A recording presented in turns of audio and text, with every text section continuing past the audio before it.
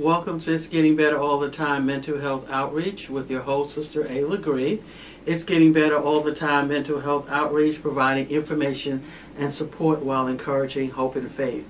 You can find out more about us by logging on to our website at igbattmho.org. Again, this is It's Getting Better All the Time Mental Health Outreach, providing information and support while encouraging hope and faith. You can find out more about us by logging on to our website at igbattmho.org. And I just want to make sure that we are good here. Okay, looks like we're rolling along here, okay? So again, today I wanted to talk about, first of all, hello, good afternoon, good morning, wherever you are. Thank you for joining us, where we believe in making hope an option. You know, there are so many options that we could take. We could be, many people are going through a lot of things right now. We can stay depressed, we can be sad, we can feel like giving it up. I know some people who are listening to me, you feel like there is no option, there is no hope, that you just need to give up, or that nobody cares, and you feel so all alone. But I want you to know that hope is always an option. Hope can get you to the next phase. You know, hope now can get you to the next step. Then once you get to that step, there is another step. Hope is always an option. You were put here, you were created for a reason, and you owe it to yourself to find out what that reason is. And that reason is not to be anybody's punching bag, to be abused, to be sexually, physically abused, to be spoken down to be mistreated. That's not your purpose. God has a purpose in store for you, and I encourage you to keep holding on until you can find out what that purpose is. Today I wanted to talk about making it through the darkness. Again, making it through the darkness. We're going to talk about sadness, depression, the holidays, and the darkness in general. You know, this is December 2024, and as we move into the holidays, a lot of people may find themselves being more sad, feeling more depressed, feeling more anxious because of the holidays. But a couple things to point out. During the holidays, it's not just the fact that it's December and we're moving into Christmas, Thanksgiving, Hanukkah, the different holidays. It's also the change in season. Many times the season, even if it's not getting dark where you are, the season is changing, right? And when you have seasons are changing, you have darkness, we're moving into the holidays, there are some people who you can feel more isolated, because there are some people who are, it's cold, everybody's bundled up in their coats, people are trying to get from point A to point B very quickly without talking to a lot of people. So my point is, there are a lot of reasons that could contribute to people feeling lonely, contribute to people feeling isolated. It's just because it's cold, people are staying inside more, people are not talking as much. People, if it's the holidays, they're focused on the holidays, you focus on the kids, and so there's a lot of things. That's one thing. What do I mean when I say darkness? When we look at the natural darkness, just think about the darkness itself, like night when it gets dark. Have you ever been driving somewhere at night and have taken a wrong turn? And even though, or you may be driving somewhere at night and you know where you're going, but for some reason it seems longer. It seems like you've been driving much longer than you have been. And that's because when night comes, when it's darkness, when we can't see, we have a tendency to become more anxious. We have a tendency to, everything becomes more heightened because we're out of control. We can't see where we're supposed to be going. We don't know, we don't see the markers. In the daytime, if you're driving, you can see, okay, that's McDonald's over here, oh, that's a tree right here. You can see different markers. But at night, you can't do that. It's hard to see those markers. Now, you can see McDonald's, but, other markers, it may be hard for you to see. And as you're driving, you're wondering, has it been a mile? Did I pass this yet? How far, how much longer? Because you can't see. And this is what happens in darkness. When it's dark, you can't see as well. So it's a tendency to panic, to become anxious. It's the same way when we look at some of the things we're going through in life. Some of us are going through, you're in dark places right now. Your sadness, your depression has you into a feeling that you can't see anything. All you can see is what you can see. which is not a whole lot. Right? The depression is like a darkness. The sadness is like a darkness that's over you. And that darkness is telling you or making you feel like nothing is going to work, that you can't make it. That darkness has you only thinking about the past. That darkness has you thinking about regret, things that you should have did, that you didn't do. You're anxious. You're worried about what could happen, what didn't happen, because you can't see. What do I mean you can't see? You can't see that on the other side there is hope. You can't see that on the other side, if you keep going, there's an answer for your problem. You can't see, because you're surrounded by the darkness, that there's light just on the other side. You can't see that, hey, if you can just make it through today, that the next day at 10 o'clock things are going to be better. You can't see that because at that moment you're in the darkness. So again, when you're talking about making it through the darkness, what do we have to do to make it through the darkness? I'm going to come back to that, but let me just share a couple of things. I wanted to share this from the NIMH, National Institute of Mental Health. And those of you who follow me, I always encourage you. You can go on our website, igbatt.com. We have a lot of resources there. We believe in getting resources from, credible sources. One of the ones that I would recommend is nimh.nih.gov. Again, you can go on our website and get it, or you can go strictly to them. But I wanted to just start by talking about depression. What is depression? Depression, also known as major depression, major depressive disorder, or clinical depression, is a common but serious mood disorder. It causes severe symptoms that affect how a person feels, thinks, and handles daily activities such as sleeping, eating, or working. To be diagnosed with depression, the symptoms must be present for at least 2 weeks. Now, the difference between when we talk about clinical depression and sadness, or person saying they're depressed, is that everybody gets sad. Many people get sad, right? Sadness is more connected to an event. It's connected to a situation. I'm sad because I lost my job. I'm sad because my husband left me. I'm sad because things didn't work out, right? But I'm sad because I don't have any money. But as soon as I get money, I'm no longer sad. If my husband comes back or I get a new husband, I'm no longer sad. Depression, I could hit the lottery and still be sad. Okay, so it's a little different. Major depression is a mood disorder, right? It's not just a person feeling depressed or feeling sad. When we're talking about clinical depression, we're talking about an illness that impacts all aspects of an individual's life. How you think, how you feel, how you behave. It's actually biologically based. That's what we're talking about. We're not talking about the sadness or when people say, I just feel depressed. Okay. Major depression includes symptoms of depressed mood or loss of interest, most of the time for at least 2 weeks, that interfere with daily activities. Okay. Depression and some of the signs: persistent sad, anxious, or empty mood for at least 2 weeks. Consistently, you're feeling this way. Feelings of hopelessness or pessimism. Things are not going to work out. You get real cynical. Feelings of irritability, frustration, or restlessness. We see this a lot in men, especially the irritability, frustration, restlessness. Feelings of guilt, worthlessness, or helplessness. Loss of interest or pleasure in hobbies and activities. Fatigue, lack of energy, or feeling slowed down. Difficulty concentrating, remembering, or making decisions.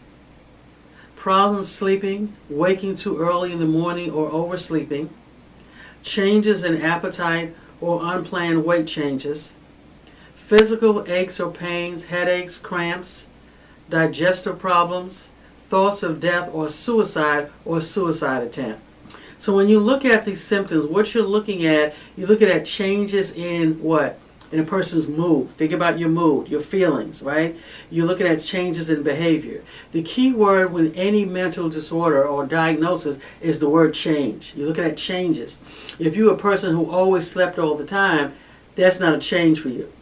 If you're a person who eats all the time, that's not a change for you, right? So again, we're looking for changes. When you look at this, right? You're looking at the feelings of hopelessness. the cynicism, pessimism. You're looking at problems concentrating, difficulty concentrating. For some reason, I can't get that word today, but concentrating, right? You didn't have problems before, now you're having problems. Again, these are changes. These are changes in your behavior, changes in your thoughts, changes in your feelings, changes in your mood, right? Changes in appetite. You're eating too much or too little. You're sleeping too much. Feelings of lack of energy, feeling slowed down, feeling sad. We're looking at a change. So when we talk about clinical depression, we're looking at these symptoms have lasted for at least 2 weeks, and there is no biological cause. Now, there are a lot of physical reasons why a person can feel this way, right? Sometimes you can have diabetes, cancer. If there's no physical reason connected to this, then you want to explore this a little further, okay? So when we talk about depression, now you won't have all of these symptoms, right? Other symptoms could be, like I said, feelings of restlessness or being on edge, becoming withdrawn. Well, I always don't like being around people. Remember, the word is change, okay? You feeling withdrawn, negative or detached, increased engagement in high-risk activities, increased use of alcohol or drugs, isolating from family or friends, inability to meet the responsibilities of work and family, problems with sexual desire and performance. Again, we're looking at changes in thoughts, feelings, and behaviors. Okay. Depression can look different in men and women. We know that all people of genders feel depressed. How they express these symptoms and the behaviors they use to cope may be different. For example, as men and some women may show symptoms of anger or irritability. They might not show sadness, right? Increased use of alcohol can be seen in anyone, but you might see this more in men. Okay? In some cases, mental health symptoms appear as physical symptoms. Men are more likely to see a healthcare provider about these physical symptoms than their emotional ones. So again, a lot of times people will go to their primary care doctor and complain about physical symptoms, and then as you talk, you realize there's something else that's going on. Several persistent symptoms, in addition to low mood, are required for a diagnosis of depression, but people with only a few symptoms may benefit from treatment. So again, even if you have some of these symptoms, it means that you might need to evaluate what's going on. Sometimes when we talk about how to make it through the darkness, sometimes we have to take a look at, I always tell people, take out a pen or paper and write down on one side, okay, what's bothering you? What's going on? What are the triggers for you? No matter how quote unquote stupid it may sound, or you might think, what are your triggers? What are the things that's caused you to be anxious, that's caused you to be depressed, that why you can't sleep? What is it? Okay, list those things, and then begin to take a look. Okay, what needs to happen in order for me to change this, right? And begin to come up with a list.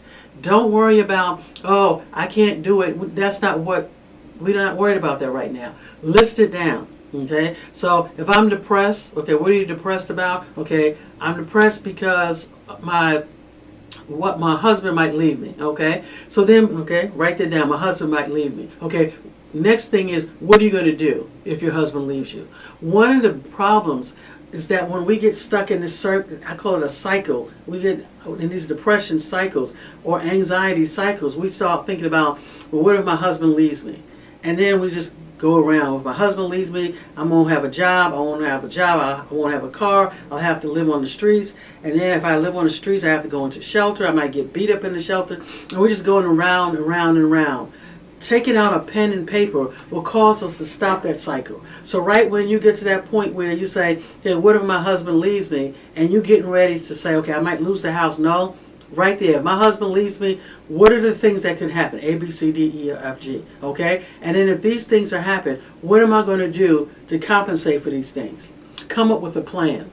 One of the reasons why some of us are so more anxious and so depressed is because we feel like we don't have the wherewithal within ourselves to overcome, to compensate. So we get anxious. We have to come up with a plan. for some people, that works, right? Because when you think about what is causing me to be depressed, what is causing me, I'm in this darkness, I can't see. Why am I so sad? Why am I so anxious? Okay, could it be regret? Okay, what am I feeling regret about? I'm regret about A, B, C. Okay, is there anything I can do about this? What can I do now?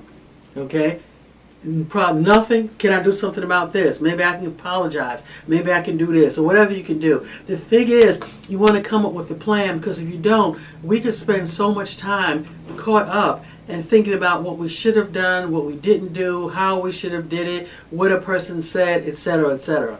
When you are, especially depending on the background, if you have a trauma background or a lot of negative things that have happened to you, you have to be careful, because you see things, that's the lens that you see life through. You see life through the negative things that have happened to you, the negative things that people have said, and you have to begin to know, okay, is this a trigger? Is this really true? It's true that I feel it, I think this, but is this really true? Am I taking my experience from the past and bringing it into the future? So again, when we talk about the darkness, there's a lot of reasons why people are in darkness, right? It could be because of depression. It could be because of the anxiety. It could be because of the worry. But how do we make it through the darkness? We make it through the darkness by, number one, coming up with a piece of paper, a pen, writing down some of the reasons why we are in the darkness, right? And then separating, looking at those reasons. Are these reasons, is it because what someone else did? You can put that on the side. And then think about, what are some things that I can do? Because the one thing we can, I'm not going to say blame other people, because sometimes it is other people's fault. But here's the thing. Once you've done that, okay, now someone mistreated me. Okay, so that's true. They mistreated me. Okay, what's the next step? You don't want to get stuck there, because that person who mistreated you isn't going on. Why does it bother you so much? Because see, the things that bother us, that are triggers for us, is there's a reason for it. But sometimes it's because we haven't dealt with rejection. We haven't dealt with our low self-esteem. We want people to like us. Why do you want people to like you so much? Because we haven't dealt with, we don't like ourselves. The reason why certain things bother us is because it was a scab that had a wound that hadn't healed, and a person said something and it just reminded us of that. Why are we so negative? Why are we so much on the defensive? Why do we, every time somebody says something, we go into we almost we're going to fight, so to speak. So there's a lot of reasons why things bother us. We have to figure out, why does this bother me so much? Well, they didn't have no reason to say it like that. That's true, but why does it bother you? Because they shouldn't have said it like that. That's true, but why does it bother you? Okay. Is it true what they say? Well, no, it's not true, so why does it bother you?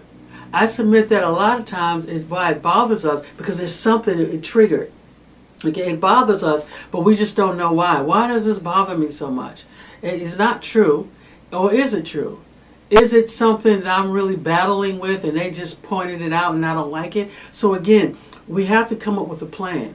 There is a strategy. There is a way out for what we're dealing with, right? I'm about to get put out. There is a plan. There's a strategy. I just got out of prison and nobody wants to give me a job. There is a plan. There is a strategy, okay? Other people have been in the same situation. And that's the beautiful part about life, is that there's no situation or no problem that you will go through that no one else has not gone through. I don't care. I know when we talk about trauma, complex trauma, whatever you want to call it, there is no situation that you will go through that no one else has not gone through, right? So keep that in mind. There is a way out. There is an option, but we have to come. I'm a big believer in pulling out the pen and paper and beginning to write, okay? One side, what are the challenges that I'm going through? Another side, okay, these are the challenges, what needs to happen? Okay, what needs to happen? And then in the middle, this is where we begin to write, okay? I'm going to write down, what do I need to do? Okay? What's the worst case scenario? If I lose my job, what's the worst case scenario? Okay, you list those, okay? These are the worst case scenarios if I lose my job. What is the plan? What is the strategy? Who do I need to call now? What resources, right? Because when we're in the darkness, we're only focused on the darkness. We only focus on that I can't see. I can't see an answer. I can't see a way out. I can't see the next step. I can't see what direction I should take because we're in the darkness. But when we shine the light in that darkness, and what is the light? The light is an answer. The light is a way out. The light is a plan. Right? When we begin to shine the light in that darkness, then it gives us hope. It gives us strength because now I have one more reason to have another option. I have one more reason to try. 988. There's some of you who will be listening to me. You feel like giving up. You feel like dying by suicide. You feel like you want to take your life. You feel like ending it. And what I'm saying to you, 988 is your way out. Pick up that phone, text it 988. Hey, this is how I'm feeling. There is a way out. There is an option. Right now, it's the darkness. When we're in darkness, that's all we can see is the darkness. All I can see, there's no way out. All I can see is I'm depressed. All I can see is that no one cares. All I can see is the cynicism in my life. That's all I can see, right? All I can see is my irritability, my anger, my depression, my anxiety. The fact I don't know what I'm going to do if I lose my job. That's all you can see. But when we bring light into that situation, an answer, a strategy, a way out, then we begin to see more light. So the thing is, how to deal with the darkness, come up with a plan. First, identify why you're in the darkness. 2, come up with a plan. And again, it's not going to be, when you're first doing this, you're going to say, oh, that's not going to work. That's not going to work. Write it down anyway. Write it down. No one asks you because you're not going to solve it right away. Write everything down. And then from there, you begin to plan and strategize. Right? Because when you say to yourself, that's not going to work, you know what that is? That's the cynicism. That's the cynicism talking. Those are the words that are associated with darkness. There are some words that are associated with darkness that keep us in darkness, right? There are some thought process that keep us in darkness. Okay. There are some words: sad, anxiety, hopelessness, pessimism, guilt, feelings of worthlessness, helplessness. These are thoughts and feelings that keep us in darkness. Problems making decisions, slowing down, sleeping too much, sleeping too little, changes in unplanned weight changes, changes in appetite. And the reason why the changes in appetite is because we're so worried about what's going on that we can't eat or we're eating too much. These are the words that keep us in darkness. All right, I can't make it. The anxiety, when you find yourself being irritable and angry at people because they differ from you. Okay, people have difference of opinions. There are certain behaviors, there's certain thoughts, feelings, and words that's keeping us in the darkness, right? And when we're in the darkness, it's like a self-fulfilling prophecy. When we stay in darkness, there are words that will join with us while we're in darkness to further keep us in darkness, right? Well, they don't care about you. See, people are no good. That's why you got to stay to yourself. That keeps you in darkness. Staying to yourself keeps you in darkness. Feeling like you want to isolate all the time. You don't want to be around people. You don't like people. I just want to stay in my house and watch TV and live in a TV land, in a daydream land. No, you are not designed for that. Everybody was designed to be around people. You don't have to be 100 people, but you want to find 1, 2, or 3 people support system. Support systems are critical because when you're by yourself in that darkness, the lie that you tell yourself is that no one understands, that no one cares, that you're the only one going through this. No, there are a lot of people who have gone through trauma, complex trauma, going through PTSD, going through depression, going through a divorce, going through physical, sexual abuse, going through anything you can think of. There is nothing new under the sun. There's nothing new that you're going through. There's nothing that you will go through that someone else has not gone through, that you can't learn from, or that you can, or they can learn from you. So when you're trying to get out of the darkness, first step is to realize that you're in darkness. 2, realize that I want to get out of the darkness. 3, looking at how I got here. 4, okay, what are the plan? What is the strategy? Doing some brainstorming and being patient, because you're not going to get out of it overnight.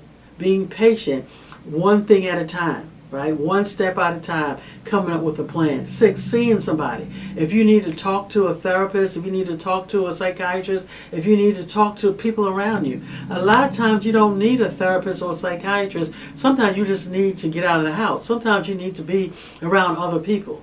Find something that you enjoy doing and doing it, and engaging with other people. And it's not that you're being with other people to tell them all of your problems. It's just being around people can make a difference. During the holiday season, there is a tendency for people to be more sad and more depressed for a lot of different reasons. Because, like I said, it gets dark earlier. People are bundled up in their coat. No one is trying to socialize too much. Everybody's trying to go home, get out of the cold. So it can lead to isolation. It can lead to feelings of sadness or depression. When you family gatherings, well, I don't want to be around family gatherings because there's always sadness and depression. Sometimes that might be an opportunity for you to get with your family members and get some of your family members together and say, hey, we need to make a change in our family. We need to break this curse. We need to break what's happening in our family. It may be an opportunity to reconcile, to have a conversation about some things that have happened. So again, getting out of the darkness is going to take some work on your part. Some work on my part. Getting out of the darkness, number one, to realize that you're better than the darkness. 2, to realize that this darkness is lying to you. When you're in the darkness, when you're alone with your thoughts are telling you what it knows, but your thoughts, they're lying to you. Your thoughts can only tell you what happened in the past. That's all your thoughts can tell you. You can reminisce about what didn't work out, what happened, who said what. That's all past. Your thoughts cannot dictate or tell you what could happen in the future.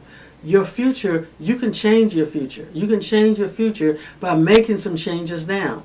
So again, you don't have to stay in the darkness. How do you get out of the darkness? One step at a time. How do you get out of the darkness? By engaging with other people.